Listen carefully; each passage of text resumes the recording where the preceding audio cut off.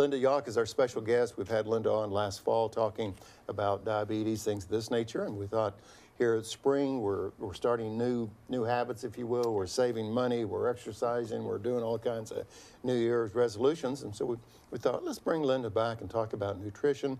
She has more initials behind her last name that I've ever seen, and this is a joke now, but she has more titles than at a car tag agency, okay? I mean, you have a lot. That's a good joke. No, that's pretty bad. But you have so many credentials, Linda, and we're really impressed with all of that.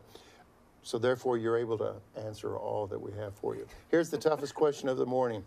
Define healthy eating. Okay, define healthy or eating healthy. Eating healthy. Let's do that. Let's go that way. How would you define that? Well, first, let me say thank you again for having me. And March is National Nutrition Month, so that's why I thought I was here. Oh, yeah, we knew that. We knew that. So what is healthy eating? As a dietitian, we have a science-based, evidence-based nutrition philosophy, and it's about balance, variety, and moderation. Interesting. Just that simple. Okay. All right. Well, off we go. Yes. We're going to do a little tag team effort here. We'll see if she knows all the things that she knows. Yes, you gave us this really great website that we were supposed to research before the show today, and it was really great, but I want our guests to know a little bit more about what it was, and it was www.choosemyplate.gov. Could you give us a little more insight on what that site's all about? Sure. That is a website where consumers, professionals, anyone can go to and learn more about healthy eating, nutrition, and again, it's science-based. It's not a fad. It's not someone's opinion. It's research based on 100 years of knowledge about nutrition and how food affects our bodies.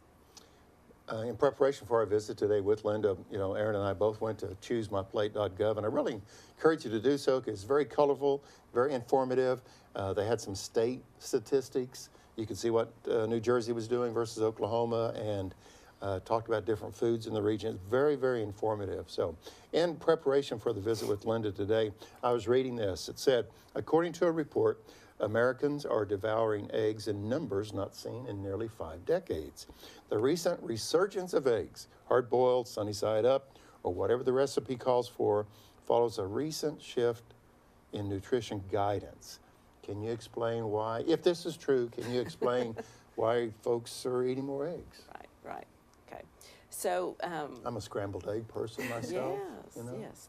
Well, science is evolving, and we learn new things. And like I tell people that come into my office, this is what we know right now, as of today. Things change periodically. We learn new things, and as dietitians, we always said eggs, in moderation. And now people are eating more eggs, which is fine. It's a great, cheap source of nutrition and protein. But we were thinking that it was the cholesterol, which eggs are high in cholesterol, that was what raised our body cholesterol. And we're finding that it's not so much cholesterol as saturated fat. Okay. So really the egg increase is the mindset protein. Oh, I need protein. So let's do an easy egg. Okay. Right. Yeah, I love scrambled eggs too. I'm with you, Steve. Way to go. I didn't bring any eggs today. That's okay. That's what we like, I'll have Erin. some after. She's a scrambled egg person. Yeah, and when I was a kid, I remember the food pyramid was a huge thing, and there's each individual food group. So can we focus a little bit on each individual food group? Starting us off, I love fruit. So I saw something about you have to focus on whole fruit. So what does that mean? Okay, so yes, so whole fruits. So our body needs 40 plus nutrients to be healthy. And so each food group provides different nutrients. And so when we say whole fruit, we mean versus juice. If you would just think about, well, how many oranges would it take to squeeze out a half a cup of orange juice? And so we really prefer the whole fruit versus the juice because you get the fiber and other nutrition that comes in a piece of whole fruit versus the juice. So I'm doing the right thing when I peel my orange and eat the orange. Am I doing the right thing, Linda? Tell me that I'm doing the right thing. You're doing the right thing, Okay, Steve. good. All right. You're doing the right thing. Okay.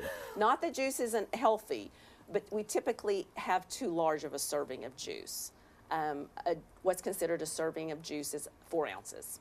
And it's so good and so refreshing that people just want to consume a lot. And when we drink our calories, get more than we realize. Yes. And then veggies. It's probably not great to eat only carrots every day, right? There's probably some science between what kind of veggies you should eat all the time, or varying them, I guess. Exactly, Erin. When we encourage colors, the colors of the rainbow, because each color provides different nutrients, different vitamins, different minerals, different phytonutrients. So all different colors throughout the day, throughout the week, all different kinds of fruits and vegetables, variety, whether it's canned sometimes gets a bad rap, but that can be included in variety, a balance, and so canned, fresh, frozen, but yeah, Americans typically need more fruits and vegetables. The MyPlate recommends at least half of our plate be fruits and vegetables. Wow. I would not have expected that. I guess I would have expected that, but you probably need to start. You see, last night, did I have a half plate vegetable? Maybe a 16th. And now moving on down the pyramid, I guess. What about grains? I know a lot of people love rice and carbs, and everyone's about eating carbs because they're delicious. But what do you have any advice for eating carbs? What kind you should do? Sure. So carbs, a lot of people are actually afraid to eat carbs because they are so tasty. Yes. I think we eat too large of servings. Yeah. I think that's really one of the biggest problems as Americans that we have. Our serving sizes have gotten so large. So yes, whole grains provide fiber, some B vitamins, some really important nutrition that we can't get from any other group. And that's what's so important about variety, is each group, we have those five nutrient food groups. Like you said, it was the pyramid. Now we're kind of focusing on the plate. Mm-hmm. So we say a quarter of the plate, if half of our plate's fruits and vegetables, a quarter of the plate would be whole grains, breads, rice, oatmeal is considered a whole grain, and just focusing on the serving size. Most things are a half a cup, and so that's a half a cup of rice, a half a cup of green beans, so small baked potato. Looks like a nice appetizer. Yeah.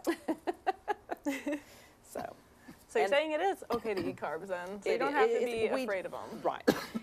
Again, it just comes back to moderation. Mm-hmm. We don't need a lot. It's recommended we have a minimum of 5 servings of grains a day, and at least 3 of those should be whole grains. Okay. Great advice. Got to keep that in mind every time I eat now.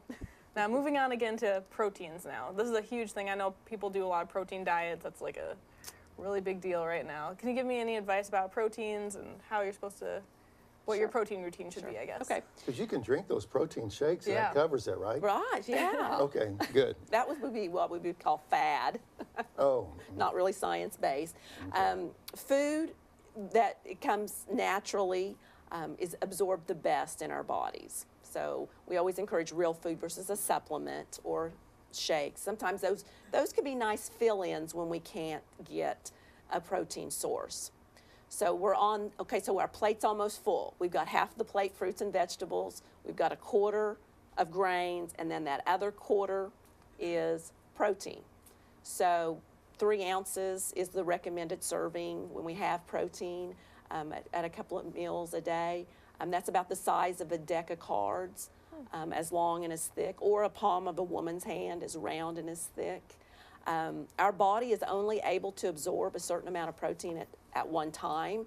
So when people go and they eat these big 12-ounce steaks, our body really can't absorb all of that. Oh, yes, it can. No. So those are both examples of 3 ounces of beef. Sometimes beef gets a bad rap, but again, it's about balance, variety, and moderation. So chicken, fish, tuna, eggs are all considered to be protein sources, and that would be what fits in that other quarter of the plate.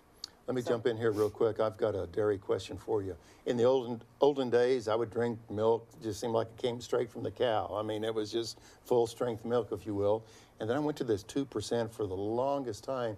But for a number of years, I've been drinking skim milk. Okay. I mean, really for a long time. It seems like I keep diminishing this taste of the milk. So if I'm drinking skim milk, am I minus the nutrients from that? Okay. Or that's a great question. That's a really important question because I do drink a lot of skim milk. Milk is very important. That's our 5th nutrient-rich food group is milk, and the serving size is 8 ounces. Milk, yogurt, cheese, and again, those are high in protein. So no, you're not losing any of the nutrition. You're still Okay. getting all the vitamins, the minerals, the nutrients, the vitamin D, the calcium that we need for bones, and building strong teeth and bones. What you're missing, what you're cutting out is the saturated fat, like we talked Okay. about with the eggs. It's not really the cholesterol that raises our cholesterol levels in our body. It's not dietary cholesterol. It's more dietary saturated fat, and saturated fat comes from cow's milk. So we always encourage 2%, 1%, preferably skim if you're trying to lose weight.